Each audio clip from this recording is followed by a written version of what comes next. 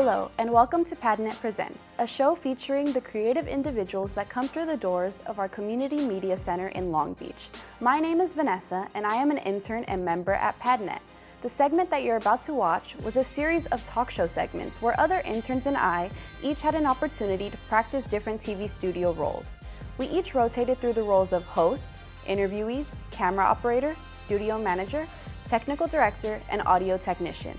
These were only practice segments, but I believe each intern did an amazing job in their roles. I had the opportunity to edit this episode. I hope you like it and enjoy the show.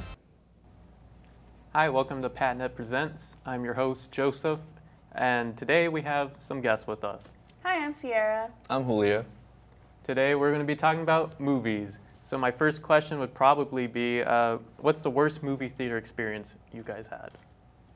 Margo?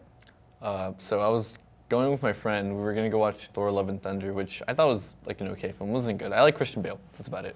But we were in line to order food, and he bought a pretzel, I think, and like I bought some stuff. And we were like waiting for like half an hour, and like we got there early to sit in our seats to make sure we got there in time. But it was like 10 minutes into the previews, and we were just like, bro, like, what's going on? And then we go to the guy on the side, and he's like, oh, sorry, like, we don't have pretzels right now. Yeah. I don't know why they sold you pretzels that don't exist. And my friend was just like, what? We're waiting here for nothing? And so he was like, I'm like, dude, we should just go. Like, we can come back and get the refund later. He's like, bro, no, I want my refund now. You sit down. Go sit down. I'll handle this. This is AMC? AMC. Yeah, that makes sense. Well, mine is, I don't know if you saw the movie Bros. Yeah. But I unfortunately did with my grandma, my Oh, mom, okay. and my dad. I saw it on Peacock, not in the theaters, but on Peacock. I saw it in theaters. Okay. And there's a very graphic, intimate scene between three men. I'm trying to like remember the movie now. I think I remember. There's a lot of vocals. Okay. It was just very uncomfortable to have my grandma sitting right here and my mom on this side and my dad on the other side. And so we're sitting there and I'm like, and it goes on for a while. It's pretty long scene. So I'm sitting there and I'm trying like not to be like super like, oh God, this is so uncomfortable. And so I'm like sitting and I'm like staring and I'm like, I was so close to getting up to go to the bathroom during it because I was like, I can't do this. It was such a long scene. I think that was the most like, oh my God, that was so uncomfortable. I never want to do that again. I have a similar situation like that. I saw Hereditary with my grandma. And that was an awkward experience, Yeah, I bet. especially in certain parts where it's just like, but yeah, I don't know. I think, well, another question I have, what's the best movie you've seen in theaters? You know, I think, like, to go just, like, recent off the top of my head, I feel like Spider-Man No Way Home was, like, one of the best, like, fan experiences, just because of how, like, engaged everyone was, because I think I went opening night. And I remember, like, everyone being in there, and everyone was, like, high energy. There's people dressed up as Spider-Man all over the place. And I think, like, getting to see, like, all the other Spider-Men come out, like, everyone was, like, screaming, yelling, hyped up. Like, everyone was ready to go. I think that was probably my favorite movie theater experience. There's different versions of that movie too, apparently. Like there's different edits and then like there's different lines or I think scenes too, maybe. Oh, I think you mean Spider-Verse. Oh, is it Spider? Oh yeah, the I two don't know. different ones. You meant No Way Home, right? Yeah, I said No Way Home. Oh, okay. Oh, my Yeah. bad. I said the wrong Spider-Man movie. They're both really Fake good. fan. I went to go see Jujutsu Kaisen Zero, which is like an anime film in LA, and there's like a belief in my head that like anime films are like kind of more like cringy, but I went and I was surprised by the community I saw in LA, and it was in LA. It was the Regal in downtown LA, and I was like, oh my God, like all these fans, and we were all like cheering at the same time, and like we were all like hyped up to watch it. It was a good experience. I think it really brought me connected to the anime community.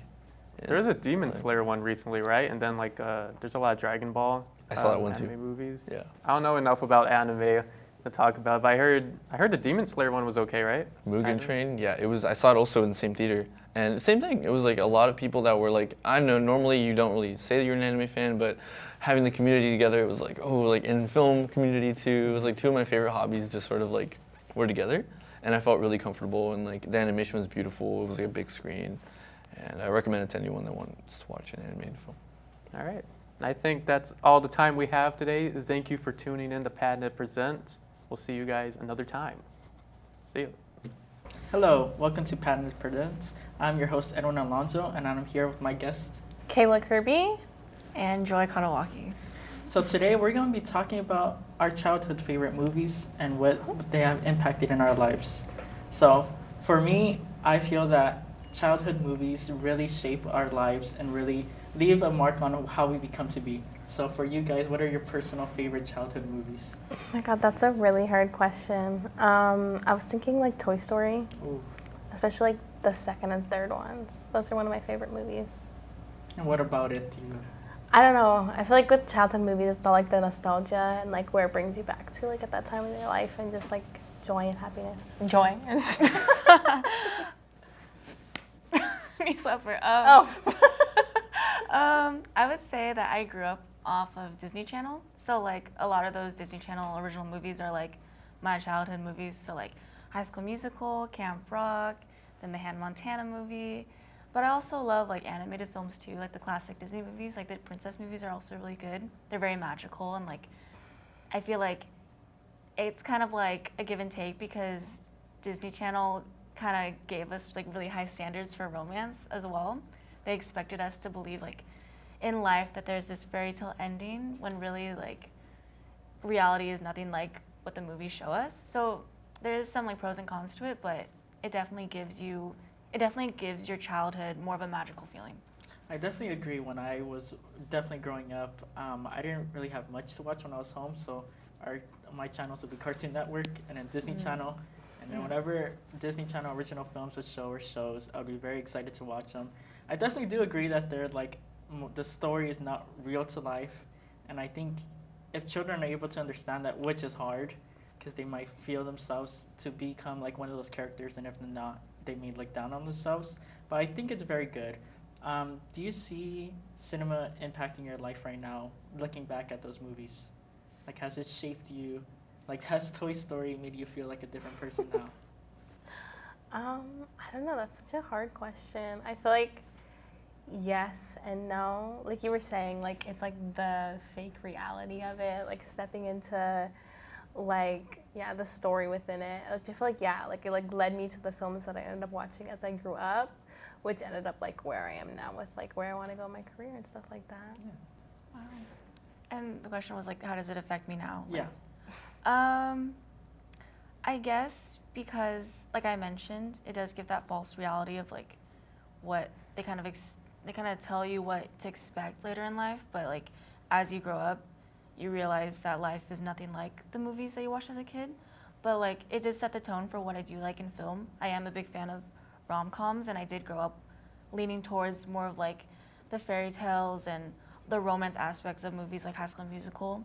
So I guess the way it affects me now would be it takes me back. It just gives me a time to like relax and to just let myself relax and to just let myself feel nostalgia in the moment. But it also makes me actively aware of like, I did like a paper on this, but like it gives me, I've grown into the habit of looking for the rhetorical message in a lot of films. So like with High School Musical, it kind of implies that like you need to enjoy your time in high school, and it romanticizes your time in high school, and that you should cherish those years. Even though I didn't enjoy my time in high school, like I realized, okay, that was the purpose of the film. And the same thing with like the fairy tale movies. There's definitely a purpose. There's an underlying message in like all these films that we watch as kids that we don't realize, but they definitely impact us in the long run. So I don't think those messages affected me, but rather I've learned to like nitpick little things in like films like that. So. And that's great. A very short and fast question, and I'm expecting a fast answer. Is nostalgia good or bad? I think nostalgia's good. Just thinking about your past and the thoughts and feelings that you had like at that time and point, and like how it affected you personally. I think it's good because you get to look back. Like if you are feeling nostalgia, that means you did move on or you have grown as a person. Hi everyone, welcome to another episode of PADNET Presents. My name is Sierra and I'm your host, and I've got two great people with us. Why don't you guys introduce yourselves? Hi, I'm Julio. Hi, I'm Vanessa. And before we got started, I started talking to them about how they both have partners. So I just kind of want to ask, what's your partner's name and how long have you guys been together? Okay, my partner's name is Zoya Haji. I met her at UCI like a year ago, and we've been seeing each other for the last 6 months. All right. My partner's name is Sean, and I met him also a year ago. We've been seeing each other for 9 months, I think over a year, so. But Nice. we've been seeing each other for 9 months. All right. And you kind of mentioned how you met, but you met her at college. Mhm. How exactly did you guys meet and how did you meet Sean? I met Zoya because we were part of the same production club at UCI, and she asked me to DP one of her music videos, and she was the director. And we just spent a lot of time together, and we vibed a lot.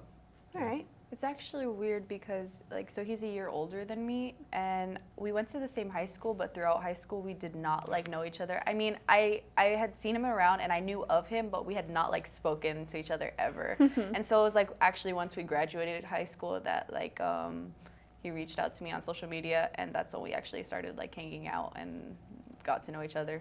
That's so much fun. What would you say is your guys' go-to date? If you're gonna have a date night, what is your immediate we're gonna go do this? If anything. For us, we actually went on our first date at a cinema in Santa Ana called the Frida Cinema, Frida Theater. So it's a little theater. It's non-for-profit, run by people, college students, stuff like that. And they show a lot of artsy movies. So we went to go see Millennium Mambo, which is a Taiwanese film that was really good. So that's our go-to date, to be honest, or anything film related at all. Okay. We both live in Covina and West Covina, so I like to have him drive us or take him to downtown LA, since even though he's lived in Covina, which is really close, I have spent more time in LA, and so I like taking him to spots Dodger games. We like going to concerts, watching movies, doing a bunch of activities. So. Oh, that's so much fun. I had a question. What was my question after that? It was, so you mentioned your first date. What was your first date with Sean? My first date, we just went, it was really short. We just went to get boba at this place by my house, and now all the time, cause it's open late, now we go all the time to that boba spot. Yeah, I feel that's a good first date. Not having to focus too hard on dressing up because you're going to a fancy restaurant. You don't have to be worried about what you're gonna do if this happens. You can just chat. It was just casual because we were meeting each other for the first time officially. Yeah. So it was just casual. I think that's a good casual first date. It's called BYOB.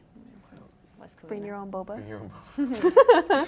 That's a really clever play on words. I like that. Yeah, me too. What would you say is I forgot what I was gonna say. What would you guys say, just going off of the boba conversation, what is your favorite boba place? There's this boba place called Half and Half Tea House in San Gabriel Valley. You might have heard of it. And it's really good because they give you a big cup. It's kind of gone up in price, but I don't know, it's just the perfect blend of sweet and tea. And there's also Oribe in Irvine. Okay. That's really good. That one's goated, probably the best ever. All right. Yeah. There's a couple. I think definitely BYOB is my favorite. Since I started, because I suggested that place, so I really liked it to begin with. Yeah. And I like that it's open late as well, and it's just really cute. They have little what is it? Those prize claw machines. It's just a cute setup. There's also Boba Tea Lounge. It's also in Covina, and that's where I would used to go after high school. It's right by the football field, so after or during football games, we would all just go there. So that's so much fun. You guys have lots of great recommendations. I'll have to keep an eye out for them when I go to Covina and Irvine. But that's all the time we have for today. So thank you guys for coming, and we will see you guys next time. That concludes today's show. Watching these segments back, I'm reminded of what a great hands-on learning experience it was. I'm definitely more confident in my ability to work in a TV studio. If you are interested in participating in future episodes of PADNET Presents, we invite you to join us in the studio. Follow us on social media or join our weekly newsletter to receive announcements on upcoming production opportunities. Thanks for watching PADNET Presents, and remember to make your media.